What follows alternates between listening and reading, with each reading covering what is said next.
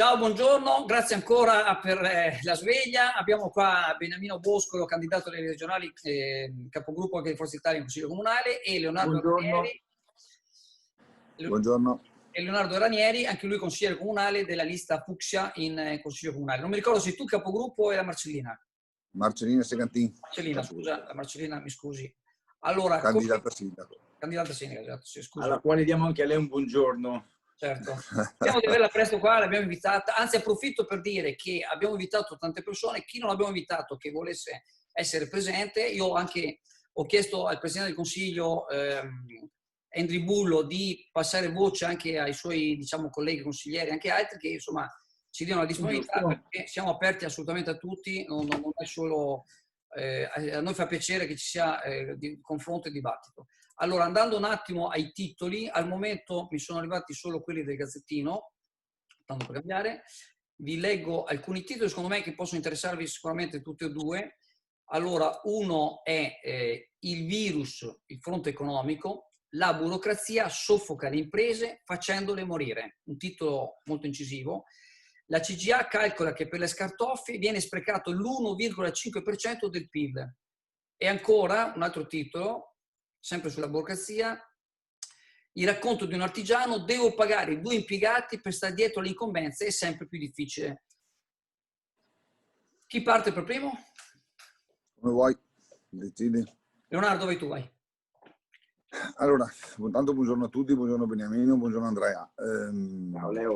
Credo che quello che hai detto relativamente alla burocrazia è un virus, diciamo, che ormai in Italia non prende solo oggi la situazione del Covid, ma prende un po' tutti i settori a cui noi imprenditori, visto che mi metto nella categoria delle persone che vivono tutti i giorni questi problemi, queste incombenze, in tutti i settori, in tutti i momenti della nostra vita. È chiaro che oggi con il Covid la cosa si è effettivamente, e devo dare anche atto, questa è al di là di numeri, è una realtà che oggi il Gazzettino, diciamo, porta in prima pagina, perché effettivamente l'era Covid, il momento Covid ha creato, intanto, oltre al panico, ha creato un momento di ulteriore obbligo da parte delle aziende di dover sottostare a una serie di procedure che ci hanno coinvolto e che ci hanno anche un po' stravolgere effettivamente la nostra vita, perché già eravamo abituati un po' per tutte le norme relativamente, prendo per esempio il lavoro, ma è chiaro che oggi tutte le procedure relative alla sanificazione e quelle che sono l'utilizzo dei materiali, il modo in cui si utilizzano, le certificazioni che dobbiamo dare e che le aziende che ci forniscono, per esempio nel mio caso la sanificazione, devono essere diciamo messe su carta, e quindi c'è bisogno di avere delle persone che effettivamente questo lavoro lo fanno. Prendo un esempio mio personale: non ho 2 dipendenti a fare. Ti sento a scatti, Leo. Se vuoi mi collego comunque ai tuoi ragionamenti, seri ragionamenti sulla nostra economia e sul mondo del lavoro, per dire 2 cose essenziali. L'Italia vive 2 mali oggi, uno si chiama fisco e uno si chiama burocrazia. Io direi che ci vorrebbe meno Stato su fisco e burocrazia e più Stato invece su infrastrutture e sicurezza.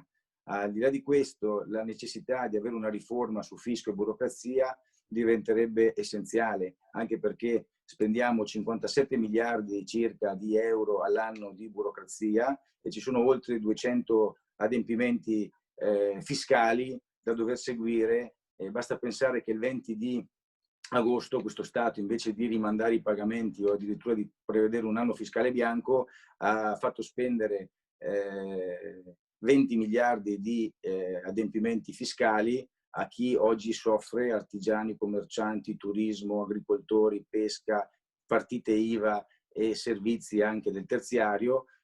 Questi 20 miliardi di tasse che in questo momento difficile poteva anche risparmiarselo. E poi c'è il rapporto costi-tempistiche che la burocrazia in una riforma che sarebbe auspicabile da parte dello Stato, dovrebbe tener conto. Questo rapporto tempistiche e costi vuol dire che se nel mercato un imprenditore vorrebbe investire ed è costretto a causa della burocrazia a attendere 1 anno, 2 anni, 3 anni per i permessi, per il nulla osta, va a finire che cambiando il mercato, l'investimento che vuole fare oggi è produttivo, tra 3 anni può darsi che il mercato sia cambiato e quindi ottenere permessi per fare investimenti, per aprire, per lavorare, potrebbe comunque portare in documento alla propria attività lavorativa. Quindi l'autonomia. Non dico, ritorno la parola, scusami, a Leonardo, vediamo se si sente bene adesso. Vuoi continuare tu, Leonardo? Certo, senti, io vi sento bene e vi vedo bene. Continua tu, Leonardo. Continua. Vai un po' a scatti, prova a andare. No, dicevo, magari non so, provo a...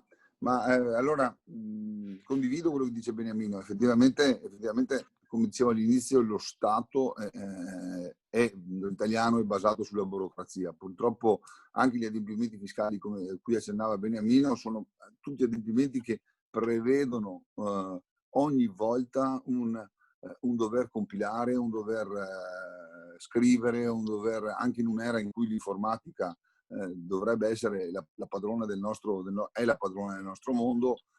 Noi dobbiamo sempre compilare carte, presentare documenti, certificazioni, autocertificazioni e quant'altro. Quindi tutto questo porta via risorse, porta via tempo alle aziende. Purtroppo la pubblica amministrazione si è basata molto su questo in questi decenni e quindi questo scardinare questo meccanismo è un meccanismo sicuramente che è una grande sfida da parte dello Stato. E condivido anche il ragionamento su quelle che sono state il momento di pagamento delle tasse, che chiaramente forse uno Stato un po' più lungimirante avrebbe cercato di capire, al di là di, e non voglio entrare nelle polemiche di bonus contro bonus e quant'altro, che forse magari meno bonus, ma più un'attenzione diretta alle aziende per quanto riguarda il sostentamento della filiera produttiva, perché effettivamente speriamo che da qui al prossimo inverno non ci sia un calo e una crisi del momento storico turistico estivo, ma che poi tutta la produzione e tutti i servizi che ci saranno da qui a possono essere mantenuti, perché effettivamente sarà un momento difficile in cui dovremo capire se effettivamente tutto sarà come prima. E questa è una cosa che vedremo da qui a pochi mesi. Vi leggo 2 titoli che sono sempre relativi, diciamo, al Covid, perché ovviamente è sempre così. Diciamo che c'è l'invito appunto di vaccinarsi, perché chi si vaccina contro influenza e pneumococco è meno esposto al Covid. Le probabilità di tampone positivo scende dal 39% sotto i 65 anni al 44% fra gli anziani. E poi un titolo che magari interessa più Beniamino, interessa un po' tutti, così è più forse, tra virgolette, un gossip, ma non lo è assolutamente, purtroppo. È sempre su Berlusconi, l'effetto Costa Smeralda, niente più febbre e dolori, Berlusconi era sintomatico, positiva anche la fidanzata. Questo per dire che il Covid colpisce un po' tutti, non certo per fare... E ancora sulla scuola, diciamo, il via tra le proteste, coperte solo 3 cattedre su 10, c'è ancora, diciamo, molta turbolenza per il prossimo avvio della scuola. Bene? Allora, per quanto riguarda i vaccini, c'è sempre la condizione all'interno della quale ognuno è libero di fare quello che vuole, nel senso che ci sono tanti che sono contro i vaccini e la miseria. Scusate, era partita una telefonata a quest'ora del mattino. Stavo dicendo che la libertà delle persone a me vanno bene finché non invadano la libertà altrui. Voglio dire che se i miei figli vanno a scuola e sono vaccinati, le famiglie che sono contro i vaccini mandano magari i figli a scuola che non sono vaccinati e quindi comunque ci potrebbe essere qualche difficoltà di salute complessiva per quanto riguarda la classe intera. Quindi è importante secondo me stare alle regole e ai protocolli sanitari che l'OSM piuttosto che il Comitato Tecnico Scientifico individua nella preservazione della salute dei cittadini. L'augurio a Berlusconi comunque di pronta guarigione e a tutti quelli insomma che in questo momento stanno vivendo una drammatica situazione sanitaria familiare piuttosto che nelle città. Sentiamo che ci sono vari focolai che possono scaturire in giro per l'Italia e quindi invito alla prudenza, all'utilizzo della mascherina, al distanziamento sociale, a tutte quelle che sono le attività previste dal protocollo sanitario per il contrasto alla diffusione di questo virus. Per quanto riguarda la scuola invece, 3 cattedre su 10 è una cosa drammatica a 11 giorni dalla partenza dell'attività scolastica, dell'anno scolastico. E ancora peggio, che viene poco citato, invece sono i 3.300 docenti di sostegno che mancano, e questo vuol dire che se un allievo, un alunno è in difficoltà per le proprie posizioni, insomma, senza un insegnante di sostegno è impossibile per lui iniziare l'anno scolastico. Quindi io invito le amministrazioni a far voce, cassa di risonanza a questo problema e di pensare anche agli sostanti di sostegno per i soggetti più fragili e più deboli che partecipano alla scuola, anche per aiutare le famiglie. Tra l'altro anche una battuta e poi lascio la parola ad Andrea, da Leo. Sulla misurazione della febbre, oggi il governo dice che le famiglie devono essere responsabili e autocertificare che misurano la febbre ai propri figli, ma io ricordo a quei geni che abbiamo a Roma, alla ministra Azzolina, che ritengo inadeguata per il ruolo che copre, nel dire che molti genitori si alzano prima dei figli e vanno a lavorare e i figli vanno a scuola da soli. Quindi chi è che può misurare la febbre ai figli? Io per lavoro viaggio il Veneto e in aziende, in studi professionali hanno dei termoscanner, degli impianti all'inizio dell'entrata dove ci sono tipo dei tablet che tu passando ti misuri in automatico e velocemente la febbre e passi dritto, e quindi se è verde, se non hai la febbre, quindi puoi andare tranquillo. Se si investisse di più, voglio dire, sull'innovazione, sulla digitalizzazione, anche nel mondo della scuola, saremmo un paese all'altezza del nome dell'Italia. Leonardo? Sì, se posso parto dalla fine, visto che mi collego a quello che diceva Beniamino. Sulla scuola condivido anch'io, è un tema delicatissimo perché coinvolge tutte le famiglie italiane praticamente, e quindi sarà un banco di prova, veramente importantissimo e forse determinante per quello che sarà lo sviluppo del Covid. Noi con il Covid penso che dovremmo convivere e quindi anch'io sul tema, per esempio, torniamo forse anche a collegarci a quello che dicevamo prima sulla burocratizzazione e sul modo di pensare della pubblica amministrazione.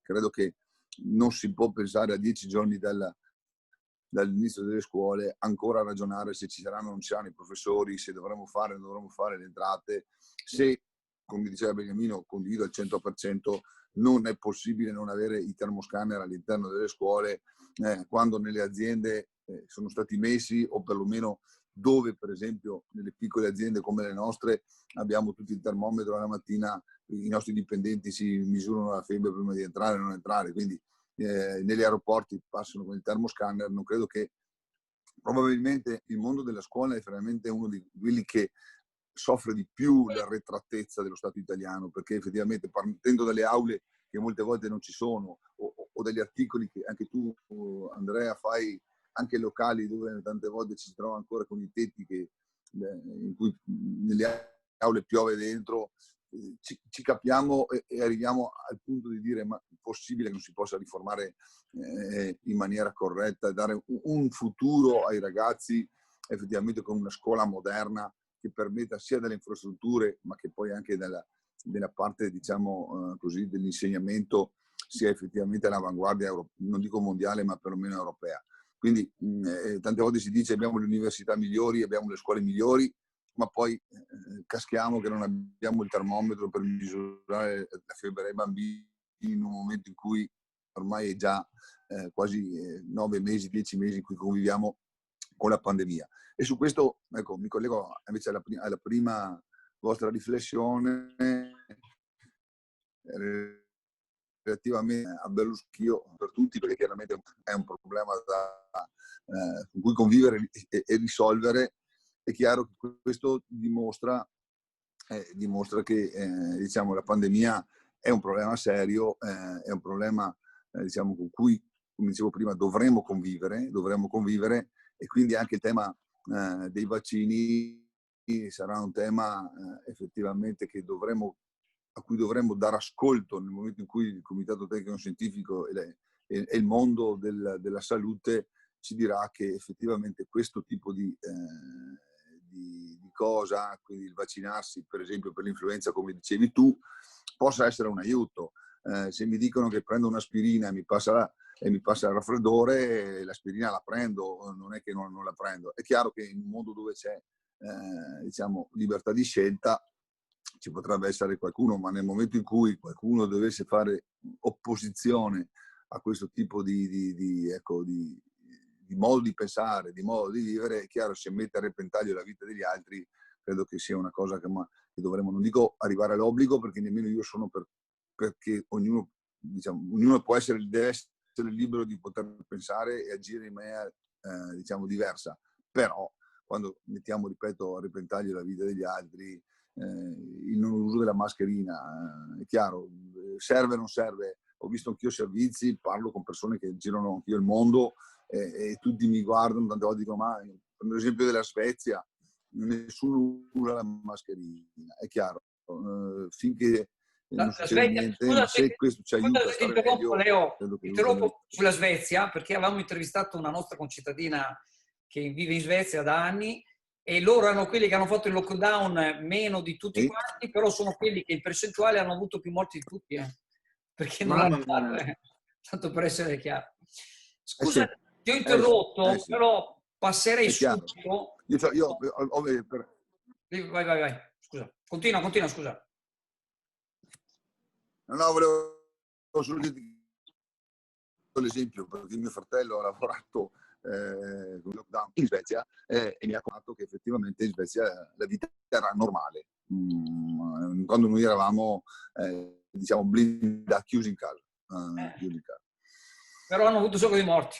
Comunque a parte questo, salterei subito per concludere questo incontro mattutino con un sondaggio, io direi shock da un certo punto di vista, già lo sapevamo.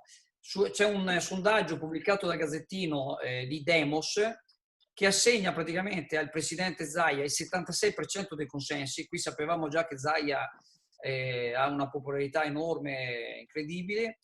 Lorenzoni al 14%, tra i partiti Fratelli d'Italia sale al 9%, Forza Italia al 4%, ma quello che mi ha veramente stupito, sinceramente, dice il Movimento 5 Stelle addirittura non rilevato. Ecco, e quindi vorrei un vostro diciamo così, intervento su questo titolo, ma anche vorrei dirvi questo, che se può esservi così di stimolo.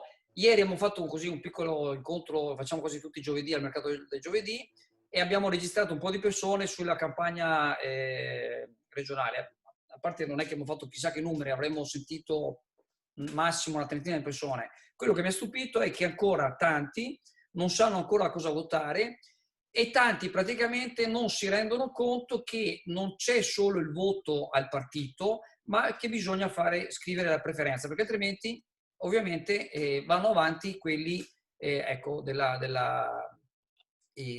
quelli diciamo della provincia nord praticamente. Ecco, vorrei una vostra riflessione sia su questo sondaggio e sia appunto sul tema delle elezioni, insomma.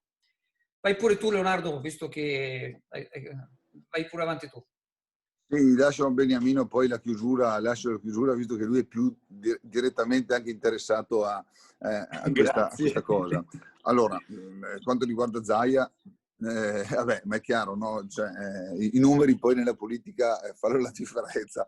seppur sondaggi, è chiaro, vabbè, penso che la leadership del governatore Zaia forse non era neanche messa in discussione. È chiaro che invece il valore in percentuale della sua popolarità e di quello che, se questo sondaggio dovesse essere il risultato delle urne, diciamo, dimostra che effettivamente nel Veneto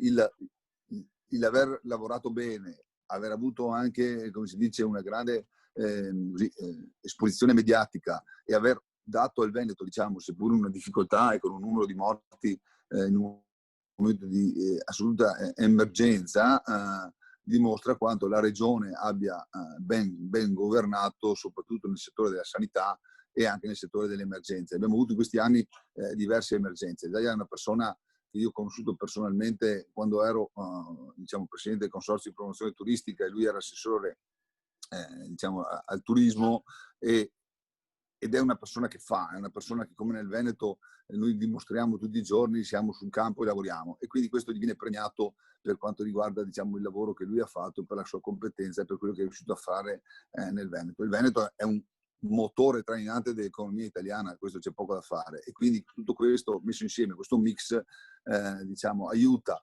e dimostra che chi lavora bene viene ripagato. È chiaro che questo è anche un segnale, diciamo, alla politica, secondo me, nel senso che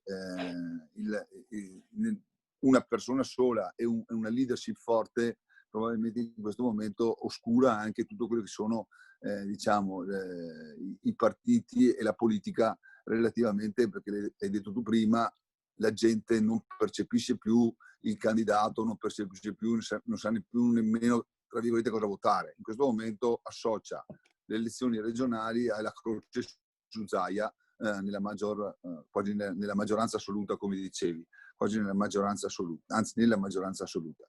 E quindi questo sarà anche un tema che ci sarà nelle prossime elezioni. Probabilmente è un caso sporadico, probabilmente è un caso anche limite, perché così non si verifica nelle altre regioni. L'abbiamo visto dei sondaggi delle altre regioni, ci sono dei testa a testa, ci sono delle situazioni diverse. Quindi credo che effettivamente sia un qualcosa che, ecco, è relativo alla persona. Non per ultimo si parla di Zaia come un possibile leader nazionale.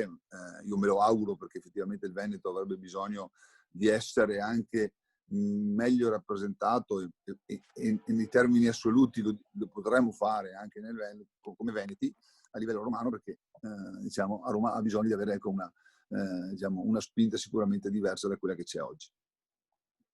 Firmino? Sì, bisogna tenere in considerazione che c'è una fetta fisiologica durante le elezioni, che sono quelli che non si recano a votare, che può essere intesa tra il 15 e il 25% di media nazionale, di media delle ultime elezioni, e anche l'altra fetta, quella del 20-30% degli indecisi, che comunque, anche se magari hanno in testa il presidente da votare, magari sono indecisi su quale lista maggiormente li rappresenta. Il dato più critico ovviamente è quello delle preferenze, perché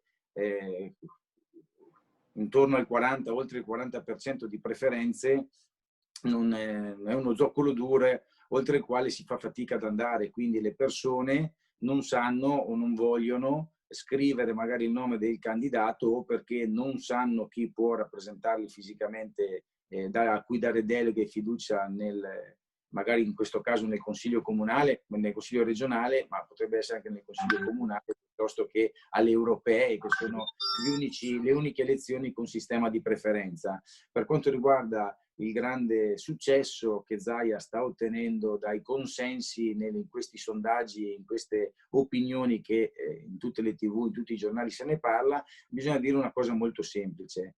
Il Veneto ha le eccellenze sulla sanità, il turismo, l'export, e quindi è la prima regione d'Italia come sanità, la quinta in Europa addirittura come turismo, e ha veramente una grande ascendente sulle esportazioni, soprattutto dell'agroalimentare piuttosto che di altro. Questo dà il successo all'economia del Veneto, E bisogna anche dire che il Veneto è una tra le prime regioni che spende quasi o tutti i soldi del Fondo Sociale Europeo per quanto riguarda l'aspetto economico, i progetti sul sociale, ma piuttosto anche sulla formazione. Quindi ha una struttura anche amministrativa e burocratica molto ben avviata, e tra l'altro anche qualche anno fa ci sono state le celebrazioni del Sabadino, il nostro concittadino ingegnere della Serenissima, e proprio sull'ambiente hanno fatto partire oltre 900 cantieri sull'ambiente per sistemare argini piuttosto che vasche di laminazione, proprio in contrasto con gli eventi atmosferici avversi che sono sempre più drammatici, tragici in qualche caso, e quindi ci vuole ancora maggiore attenzione sull'ambiente. Quindi dico, questa sommatoria di condizioni che in questi anni hanno portato il Veneto a essere la locomotiva d'Italia, insieme a Lombardia e a Emilia-Romagna detengono addirittura oltre il 60% del PIL. Questo vuol dire che c'è qualcosa che non funziona a livello centrale, serve più autonomia, un'autonomia che possa in qualche modo dire faccio le stesse cose che fa lo Stato, ma le faccio meglio, le faccio prima e le faccio in maniera più efficiente. Questa è la sintesi estrema, perché ho poco tempo, di quello che è l'autonomia per il Veneto, è la richiesta di autonomia per il Veneto che porteremo avanti in sede di Consiglio regionale. Io vi ringrazio, concludo le cose, sono le 6:30 e quindi ce la caviamo presto. Vi ringrazio ancora una volta della partecipazione. Un caro saluto. Ciao a tutti. Grazie a voi, grazie a tutti, grazie Andrea. Ciao, ciao, ciao, ciao. Ciao a tutti, ciao. Ciao.